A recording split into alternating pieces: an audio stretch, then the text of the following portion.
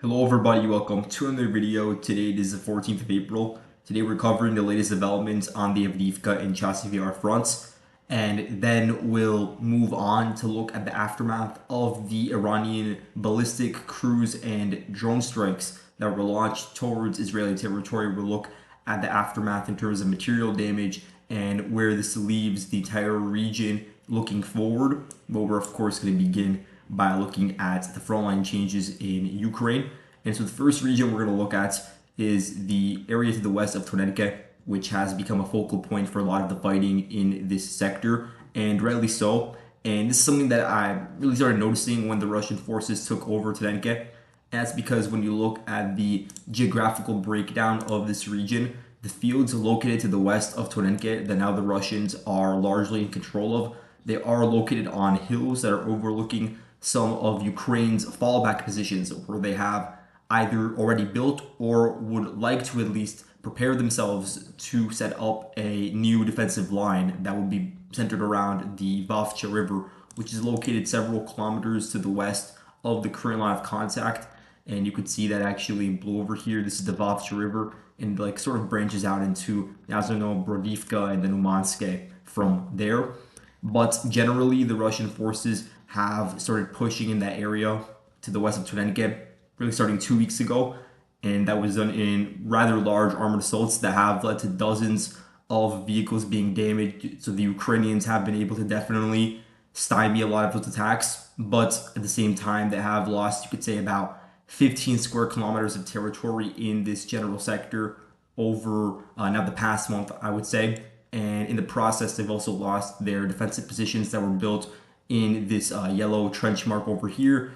And they've also lost positions on the southern flank of Luhansk. And so the Russian forces are now very close to that area and are putting pressure on this area that the Ukrainians were previously using to organize their defense in this sector. And just more recently, over past 2 days, you could say that both the Russian and Ukrainian sources have agreed that the Russian forces are in the process of gradually expanding control of these fields that are just located slightly to the east of Yasnobrodivka. And so that's really on everybody's eyes because the Ukrainian forces that were previously defending around Tonenke, and then, that includes elements of the 53rd Mechanized Brigade and the 56th Motorized Brigade, and they were also fighting around Pervobaysk and Nevelsk, that entire area. Now they're being pushed to a corner around the Vovcha River, and so a lot of them have regrouped around Yasnobrodivka, and they are receiving reinforcements along this key highway, for instance, leading in from Pokrovsk. And the reason that this is very important is because a lot of the supplies that are now reaching the line of contact, they go through two particular funnels. One is the E50 highway, which you see over here, and the other is along the Kalynivka reservoir. And so the Russian forces are, of course, aware of this. Last year, they destroyed the Kalynivka reservoir, or I think it was damaged. In any case, they did cause some flooding in this region, which did hamper the transfer of supplies. That was last year. Now the Russians are doing it again. They're shelling a lot of the targets around the reservoir, and recent satellite imagery shows that there has been heightened levels of water levels basically in the Vovcha River area leading into the reservoir, and so that could play a role in hampering Ukraine's freedom through which fields, through which roads they move the supplies to reach the line of contact in this particular sector at a fast pace. And so that could be to Netalove, that could be to Yasnobrodivka or Romanske. And then you have this other funnel over here, and this is an area where, first of all, the Ukrainians have built defenses, because again, it is logical to have a natural boundary surrounded by water. But here you could see that as the tanks are crossing over the Kalynivka reservoir to provide, you could see, fire support for the Ukrainians, that the Russians, using cross-the-pole rounds, they fired and accurately hit two Ukrainian tanks. And so this is just becoming more and more common as the Russian forces get control over territory on hills overlooking this reservoir and generally the entire Ukrainian line of defense. And especially when you look at like which systems are using cross-the-poles, which howitzers, self-propelled howitzers are using them, like the Akatsiya, for instance, like they're firing from like 18, 24 kilometers away. And so when you look at the distances, those are likely being fired from either like Donetsk city itself or from Avdiivka. And so that's, again, one of the positives that Russia achieved by getting Avdiivka another forward position from which to fire artillery deeper towards the Ukrainian positions in southern Donetsk. And so that's being achieved as a result. And that's also being done from higher elevation because, of course, when you compare Avdiivka and to a much larger extent the ridge on which Donetsk city is located compared to the river valley of the Vovcha River, there is just night and day comparison when it comes to the respective elevations. Now, the other part of the Avdiivka front that has seen heightened fighting in recent days is the northern part of that sector in the direction of Novokalynivka and Ocheretyne. I think this is very interesting because for a sustained period of time, I guess throughout March, you could say the focal point of the fighting on the Avdiivka front was along the Durna River line, this line over here where you have Semenivka and then Orlivka, Tonenka. That's where the main nexus fighting was occurring. And Ukraine did definitely move in a large amount of resources to hold the line. Of course, in several parts of the line, it's been compromised, like around Semenivka, and especially to the south of the Durna River line. And you can see how from the south they're already being flanked, which is putting Umanske in a very precarious position. But now we're starting to see that in the north. And this movement to the north has much more to do than just the situation that's occurring around like Berdichi or around Semenivka, as to do especially with the town of Ocheretyne. So we're going to look into the recent Russian advances. We have geolocated footage to back this up, and some of these advances were also verified on the 14th, or not the 14th, the 12th, 13th of April by deep states. So there definitely is a Russian push in this direction. In terms of the unit that's behind it, I actually have them marked over here, 15th Water Rifle Brigade, same unit that's been involved in the fighting around Berdichi. They're also attacking a bit further to the north. So what's important to note about this entire area that I usually refer to it as the area to the north of Krasnohorivka is that around December, the Russian forces started exerting a lot of pressure over here in order to relieve pressure that they were feeling on Krasnohorivka, which at the time was the big organizing point for the Russian armor as it attacked Avdiivka's northern flank. And so the Russians were able to establish control of plantations that are past this particular rail line, and they advanced along that rail line. And by January, February, the Ukrainians had pushed them back in several areas. And so only now the Russians are starting to reverse that trend and take back those lost territories. And so over here we have verification of that. This is a video from today, I believe. It shows the Ukrainians, their response to this Russian advance. It shows a large amount of cluster munitions being launched at Russian infantry in the Zarya gardening area. This is a plantation over here, about 1.5 kilometers past the previous line of contact if we measure it. So here you can see it's basically 1.5 kilometers.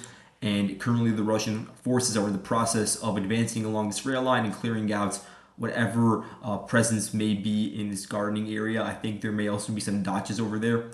And so the Russians are currently clearing that section out. A bit further to the south, there's also Ukrainian cluster shelling as you had Russian advances of infantry along this tree line. Some of that may have been done in coordination with armored units that dismounted infantry, because a bit further to the west on the same tree line, there was a video released by the Ukrainian side showing the destruction of a Russian vehicle that was actually advancing on its own as it was approaching various Ukrainian trenches and also the Hamlater village of Novobakhmutivka. And so this Russian push is also connected to the previous push that I was talking about around Novokalynivka. It's all part of a broader plan of the Russian side to establish control over the predominant heights in the sector, which the Ukrainians still have under their control, which are located in Ocheretyne. And so in terms of what has to be done in order to do this, first of all, the Ukrainians have a strong defensive node in Novokalynivka and Keramik. The problem is it's located on a valley which is overlooked by the Russians both to the south and to a certain extent to the east. And that's why the Russians need to get control of the fields to the east of these two villages. That will make it easier for them to flank and use the topographic advantage to advance. And so clearing out those two clusters would then give the Russians the necessary momentum to advance forward and get control over these trenches that are located on the eastern approaches of Ocheretyne.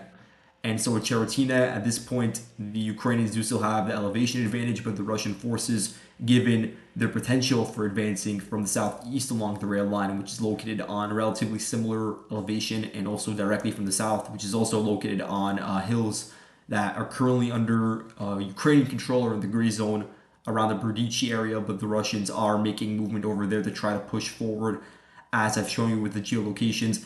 That would sort of nullify Ukraine's height advantage, and it would also create several vectors for which to attack the Ukrainian side. And the reason why they don't want to do this is, first of all, because of Ocheretyne's importantness, and because of how it's just connecting all of the various Ukrainian defensive nodes in the region. It was a forward, shorter range artillery post, perhaps also mortars, but at this point, the Russian forces are simply so close that I can't see them putting artillery there anymore. It's only about 2-3 kilometers away.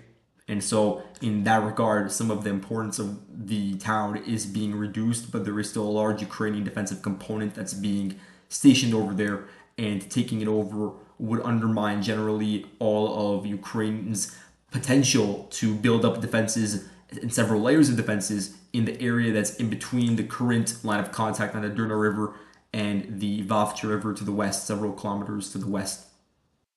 Now, moving on to the Chasiv Yar front, on April 12th, there was a geolocated video marked over here indicating a Russian armored assault. There was back and forth artillery striking the Ukrainian defensive positions, which are usually built around the forested patches in this area and the various trenches that were previously dug up by the Russians that the Ukrainians took over.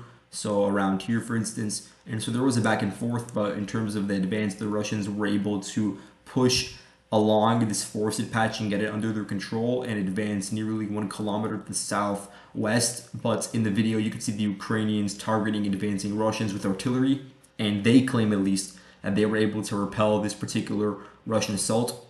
And by virtue of the Russians advancing in this section, they have gotten control over a portion of land that is on a similar elevation to the rest of the area. This entire area over here, where I have these red lines marked, this entire area that is to the west of Kalynivka under Ukrainian control consists of various fortresses, various trenches that the Ukrainians have now had the opportunity to build up.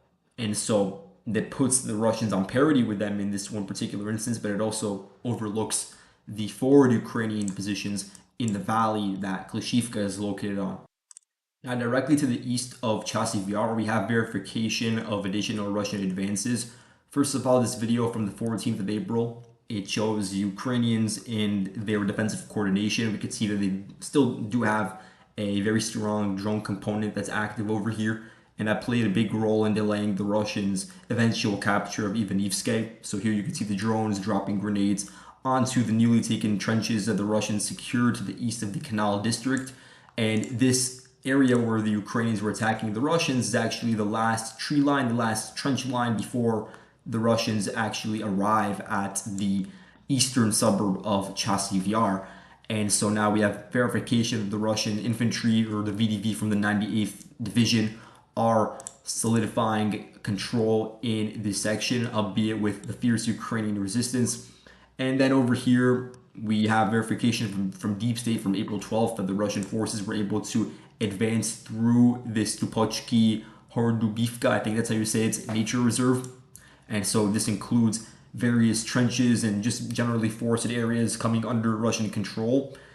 And now we can see that the Russians are clearing through that area. A bit further to the north, we got from today another piece of footage from the Ukrainian side showing their response to VDV advances, and again, grenades being dropped on Russian positions within trenches that were built by the Ukrainians. Now the Russians occupy them. It's not just trenches, it's actually various dugouts that may be connected to nearby dachas. And so the Canal district, it has its own like little dacha section in the north that is currently being contested. And so it will be interesting to see if the Russians now make a push from their current positions in the trenches and in these forested areas, which again give them concealments, to push further westwards and begin flanking the Canal district from the north. It will be interesting to see how the Russians coordinate their vast firepower to try to minimize their own side's casualties, because there are vast trenches that were built by the Ukrainians at the entrance to this district. And of course, we know that there are dozens of structures, including high-rise apartment buildings and industrial facilities, the Ukrainians will definitely be using to hold on to this area for as long as possible to prepare for the fallback line across the Donbass Canal. And that could yield results for the Ukrainians in terms of damage because, they have positions in these apartment buildings for ATGM crews, snipers positions, ambushes, all of that.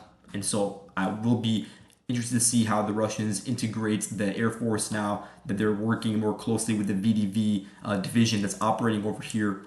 So we'll see how that unfolds. And then a bit to the north, we do have information confirmed by Deep State that there was a Russian advance, and this is from the 12th, that allowed them to secure almost the entirety of Kalynivka.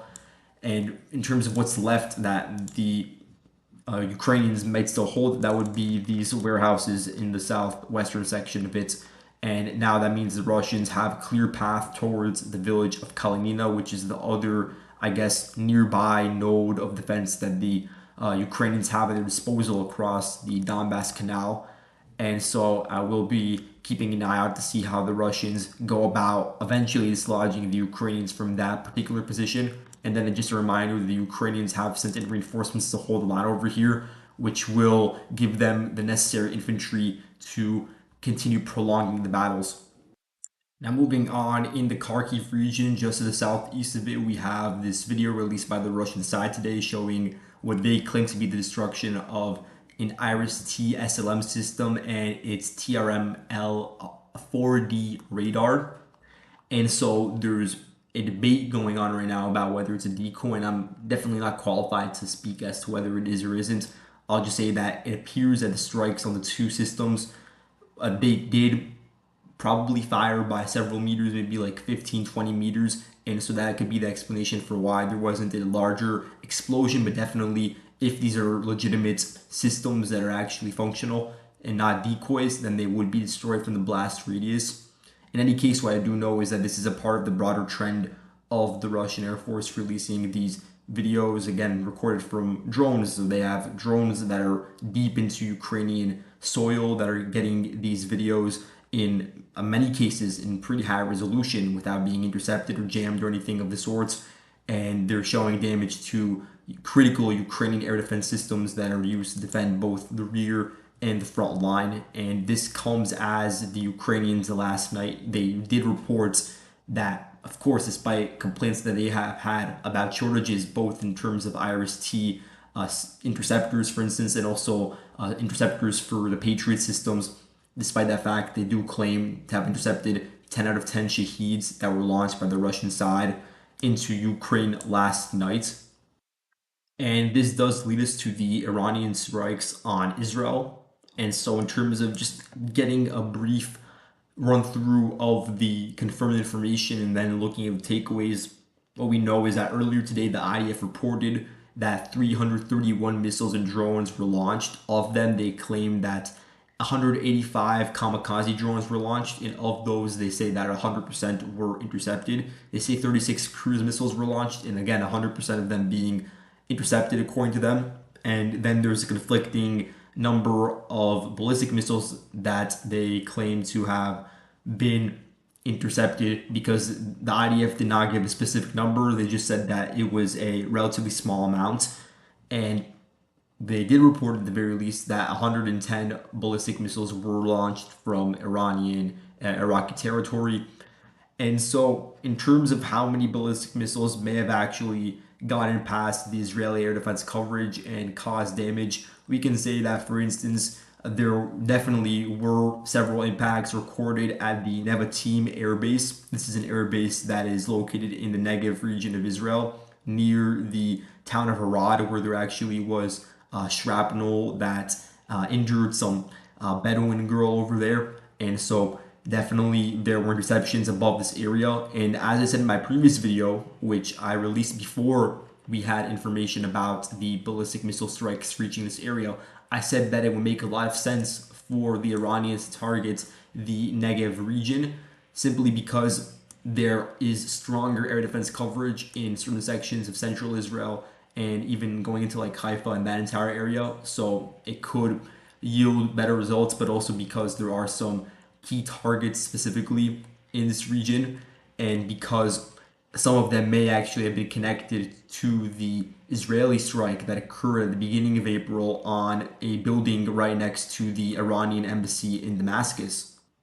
So not to get into the weeds of this, but in a lot of the videos that were released from these various Bedouin towns especially, you could see from various different angles the impact of 6 or 7 ballistic missiles, and that number may be a bit higher. There are some that are contending that it can be up to 10 or 15.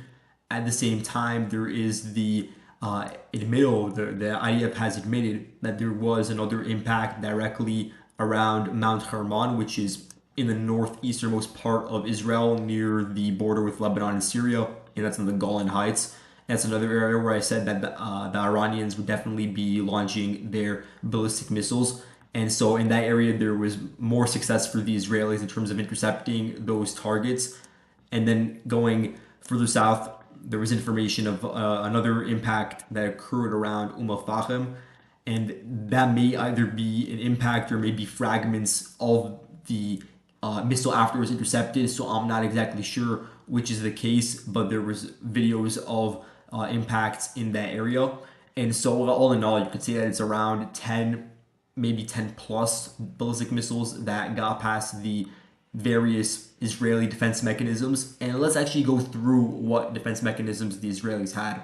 So the Israelis, of course, for several days now, they have been engaged in GPS jamming. And a lot of this has been noticed by Israelis that have their locations moved northwards with like if they were in central Israel, for instance, then they saw that they were in Beirut. So there was a significant amount of GPS jamming for Israeli citizens. And then in the hours before the strikes by Iran, there was jamming reported for citizens in Jordan. And so the entire region was just being constantly jammed by the Israelis, which played a role in targeting any sort of system that had GPS guided systems in it. And so besides that, of course, you had the various Israeli allies that played a role, whether it be through aerial or through naval assets, in intercepting the various ballistic missiles, cruise missiles, and drones. A lot of that was the United States and the UK. You also had France. I don't think there's any confirmation they actively participated, but they did definitely give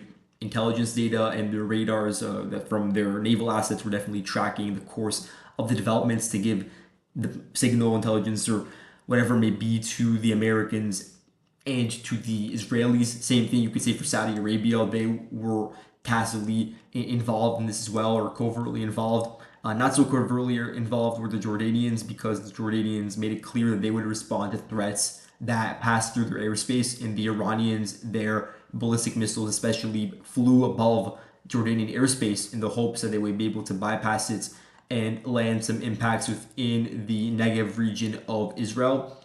And so the Jordanians were involved in the interception process. And then, of course, as I said before, when in regards to the Americans, there's conflicting information, but it's between 4 to 6 ballistic missiles that they claim to have intercepted using their naval assets that are located in the Eastern Mediterranean. And so they claim that at least 4 were intercepted. And so that would mean that you had a bit less than 100 a bit less than 100 ballistic missiles that the Israelis are claiming to have intercepted. Because here we can see U.S. defense officials claiming that the Arleigh Burke class guided missile destroyers, the USS Carney and Arleigh Burke, they were 2 ships, again, in Eastern Mediterranean. 4 to 6 Iranian medium-range ballistic missiles were intercepted by them using either SM-3s or SM-6s. And so when you do the math, if I said 10 ballistic missiles impacted and then another, maybe 5 were intercepted by the U.S. Navy, that leaves you with 95 that the Israelis had to contend with, that they succeeded in intercepting using either the Arrow 2 or Arrow 3 air defense systems. And the Arrow 3 is a relatively new one that's only been introduced very recently. And having them dealing with such high numbers of ballistic missiles in a very short time frame, it is definitely impressive that they were able to intercept such a large amount. And this is independent of anything that the United States was giving them in terms of support.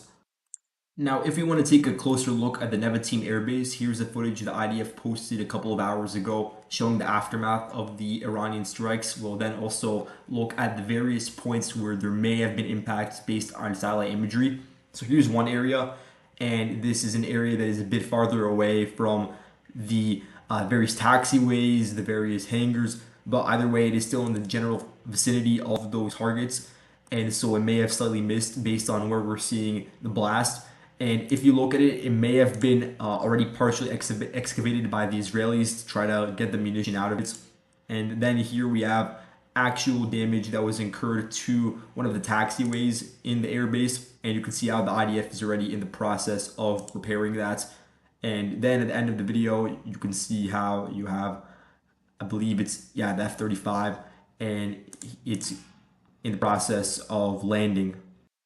Now let's look at the map. This is Nevatim Air Base. There are 5 potential impacts that I see that people have noted based on the low resolution imagery that we have now. But I think that like in the next couple of days, we'll get high resolution that will further give us information and confirmation regarding what was actually hit and what may be a shadow or a cloud or something of the sort, because it is very easy to mix it up when it looks pixelated from above. Here is the taxiway. That's the area that I said the IDF was beginning to repair. There's also damage that may have been incurred just south of the taxiway, and so that landed in an open area if that's the case. There's damage to this particular building, so there was an impact over there, and then there may have been impact to an additional building, but that's again speculative. We can't say for sure based on this current resolution, and this may be the location. I don't know for sure, but it may be the location of that hole that we saw in the beginning of the earlier video that I showed you guys from the IDF. And so the takeaway regarding the potential material damages is that it did not have any sort of significant impact on the function of the base, as now the taxiway is of course being repaired and whatever damage caused to the buildings as well. And so in that regard, there was no damage as well to the hangars where the F-35s would have been located. But at the time when the strikes occurred, those F-35s, of course, were airborne. And something interesting to note is there was information coming out of Ynet, so this Israeli source, that said that the F-35s were fitted with these special radars for detecting the drones that were launched by Iran. Additionally, they were provided with missiles specifically for eliminating UAVs, and they potentially may have used cannon fire in the process of taking them down. Now, in terms of looking at some positives for Iran, we could say the fact that several of their ballistic missiles were able to make it past the Arrow 2s, Arrow 3s, and actually penetrate into this region and have some accurate hits, whether it be on the buildings or on the actual taxiway. That itself does send a message about the accuracy of these missiles despite the various layers of defense that the Israelis have had. And you could say that there are significant differences between the Nevatim air base and then the Ain al-Assad base that was struck, the American air base in Iraq that was struck in 2020 following the assassination of Qasem Soleimani, because in that case you had 12 missiles that were launched by the Iranians, and again targeting the runway, showing that there is accuracy to the Iranian systems. But of course, only 12 missiles were launched at the time because, again, there was much less of an American air defense presence over there compared to the vast resources that the Americans and Israel's various allies poured into defending against this wave of Iranian strikes. And so that's also part of the reason for the difference. Also, the airbase that the Iranians targeted in Ain al-Assad, it's about 500 kilometers, maybe 400 kilometers away from where the missiles were launched. And in this case, Nevatim air base, it's about 1,200 kilometers away from Iranian soil. But then again, there was very little in terms of error for the actual missiles that did land. But then looking at the ones that didn't, the vast majority were intercepted by the Israeli air defense array. In terms of the cost to Iran, it was likely around 50 million when it comes to launching their various drones, and especially the cost coming out of the ballistic missiles. You know, you had the Qatar 110 being used, and again, a lot of this is being now verified based on debris that was found to a lesser extent in Israel, but way more So around areas in Syria and Iraq where there may have been premature falls of these missiles, and now they're being uncovered. There was also one around the Dead Sea, and some of that may also be from interceptions. And so you have the debris of those missiles now being uncovered to give us an idea of what the Iranians utilized. And the Qatar, for instance, the Qatar 110 is a 20-year-old system, and so they used some older ones. In this case, also the Ahmad was used, another ballistic missile, I believe, from 10 years ago. They used the Desfool, which is a newer, upgraded version of the Zolfagar system, another ballistic missile. And most notably, they used the Khaybar Shikan, which is a new one from 2022, and that's one that may have been used in the Nevatim strike, but I'm not 100% sure about that. And then there is speculation about this, but I would not say definitively. There was mention of the Rezvan missile being utilized by the Iranians, but the problem is it's hypersonic, and I've seen information from the Iranian media denying that they utilize any sort of hypersonic missile throughout this wave of strikes.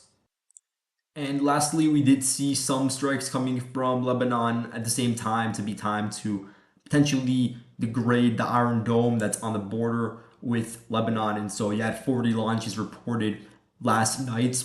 Again, most of them were intercepted. Some landed in open areas, as is usually the case, but nothing more than that. And then in Yemen, we did have, of course, a lot of drones being launched. And even tonight, couple of hours ago, there was footage released by the IDF showing another interception of a drone coming from the Houthis that made its way into Jordanian airspace and then was intercepted by the Sea Dome, which is like the naval version of the Iron Dome, which was mounted onto the SAR corvette.